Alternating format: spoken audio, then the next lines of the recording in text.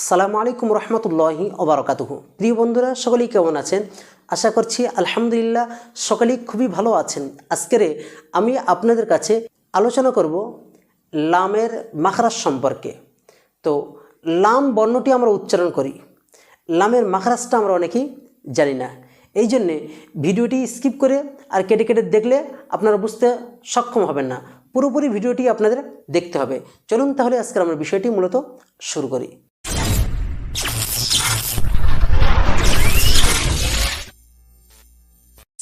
প্রিয় বন্ধুরা, আজকের আমাদের বিষয় হলো লাম এর মাখরাজ। তো লামের মাখরাজ আমরা জানব।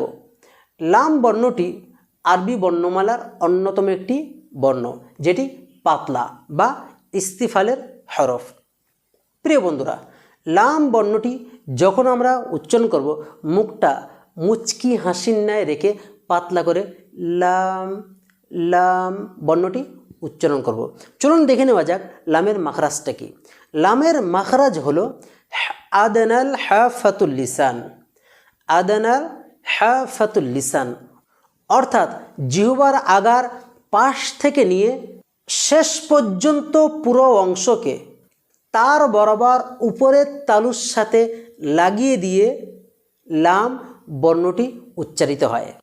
আবারও বলছি, জিহ্বার আগার পাশ থেকে নিয়ে শেষ পর্যন্ত পুরো অংশকে তার বরাবর উপরের তালুর সাথে লাগিয়ে লাম বর্ণটি উচ্চারিত হয়। লাম লাম অর্থাৎ ডান ও বাম উভয় পাশে জিহ্বার কিনারা থেকে জিহ্বার মাথার পুরো শেষ অংশকে সামনের উপরের দুই দাঁতের গোড়ায় ছোট গোস্তের টুকরার সাথে লাগিয়ে লাম বর্ণটি উচ্চারিত হয়। প্রিয় বন্ধুরা, স্ক্রিনে একটি ছবি আপনারা দেখতে পাচ্ছেন। এই ছবিটির ভিতরে লামের যে মাখরাজ যাবতীয় বিষয়, লামের খুঁটিনাটি বিষয় এই ছবিটির ভিতরে আপনারা দেখতে পাচ্ছেন। খুব ধ্যান দিয়ে মনোযোগ সহকারে দেখুন, তাহলে মাখরাজটি বুঝতে আপনাদের পুরোটাই সুবিধা হবে। লাম সম্পর্কে আমাদের আরও দুটি গুরুত্বপূর্ণ বিষয় মনে রাখতে হবে। একটি হলো তাফখিম আর একটি হলো তারকিক, অর্থাৎ লাম মোটা এবং লাম পাতলা। এই সম্পর্কে দুইটি গুরুত্বপূর্ণ বিষয় আমাদের মনে রাখতে হবে। একটি হলো লাম যখন মোটা হবে তখন জিহ্বার মাঝখানে হালকা একটা গর্তের সৃষ্টি হবে। আপনারা ছবিটা দেখতে পাচ্ছেন, ঠিক এই ছবিটির মতো। লাম বর্ণটি যখন মোটা হবে তখন জিহ্বার মাঝখানে একটা ছোট্ট গর্তের সৃষ্টি হবে। আর লাম যখন পাতলা হবে, তারকিক হবে, তখন জিভের মাঝখানে এই গর্তটা সৃষ্টি হবে না। প্রিয় বন্ধুরা, তাহলে লাম বর্ণটি আমরা কিভাবে মশ করতে পারি, কিভাবে লাগাবো?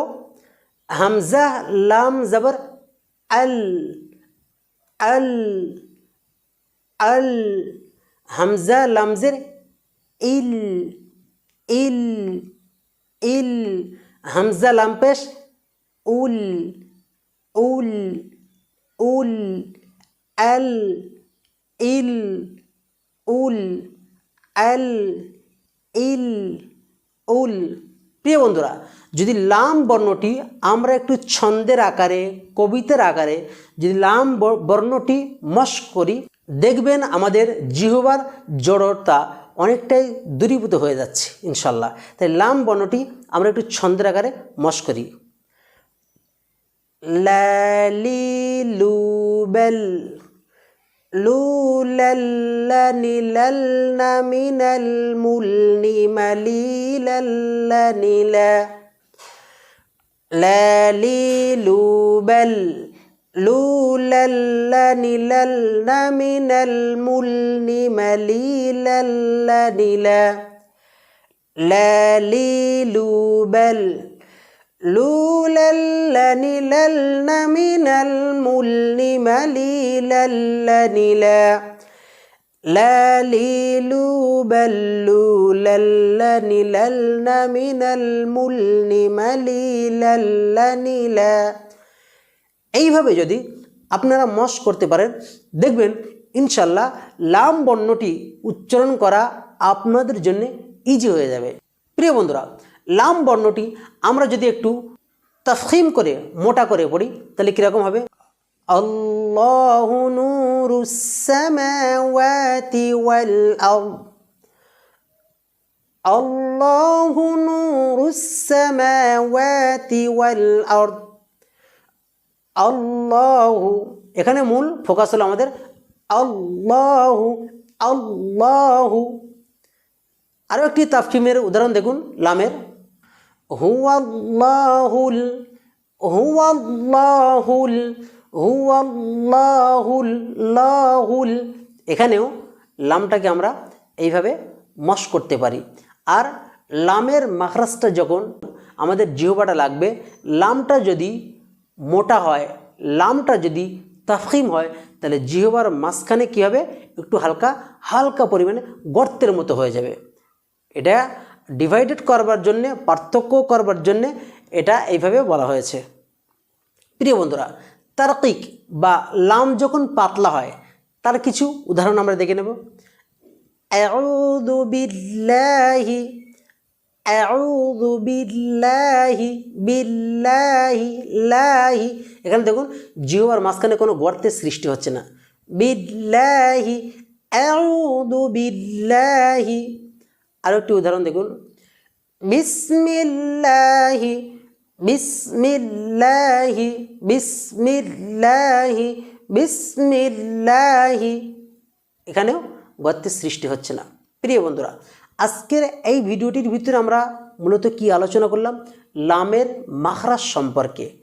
তো এই ভিডিওটি যদি আপনাদের ভালো লেগে থাকে, আপনি যদি কিঞ্চিত পরিমাণও হলেও উপকৃত হয়ে থাকেন, অবশ্যই আমাদের এই চ্যানেলটি সাবস্ক্রাইব করবেন, পাশে থাকা বেল আইকনটা প্রেস করে অল নোটিফিকেশনটা অন করে আমাদের সাথেই থাকবেন। অলরেডি যারা আমাদের এই চ্যানেলটি সাবস্ক্রাইব করে আছেন, আপনাদের সকলকে জানাই অসংখ্য অসংখ্য মোবারকবাদ। আসসালামু আলাইকুম রহমতুল্লাহি ওয়া বারাকাতুহু।